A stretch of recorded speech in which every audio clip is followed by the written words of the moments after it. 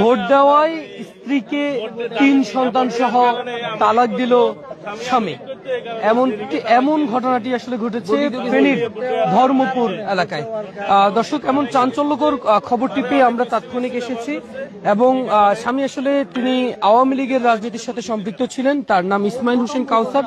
তিনি 3 ছেলে মেয়েকে পুরোপুরি ভাবে আমরা দেখতে পাচ্ছিলাম যে কেন ভোট দিতে গেলেন বাবার বাড়িতে, সেজন্য আসলে তাকে তালাক দিয়েছে। এমন ঘটনাটি আমরা একটু স্থানীয়দের সঙ্গে একটু কথা বলবো, সরাসরি স্থানীয়দের সাথে চলে যাচ্ছে। এটা তো আমাদের সচেতন অন্তত 50 জন মহিলা বইয়ের সামনে 50 জন মহিলার সামনে কি হয়েছে এটা বুঝে এটা আপনার কি কয়েকজন বডিত হয়ে গেছে গিলে আপনার এটা বোটার তালাক দিয়ে দিয়েছে। বডিত হয়ে গেছে এই জন্য হেতা আমি করতো ছাত্রলীগের এখন মনে করেন হাতের বউ প্রথম ভোটার হয়েছিল। ভোটার হওয়ার পরে ভোট দিতে গেছে হাতে, এখন ভোট দিয়ে আইবার পরে ভোট কেন্দ্রে কেন গেছ এই কারণে হাতের বড় তালাক দিয়ে দিচ্ছে।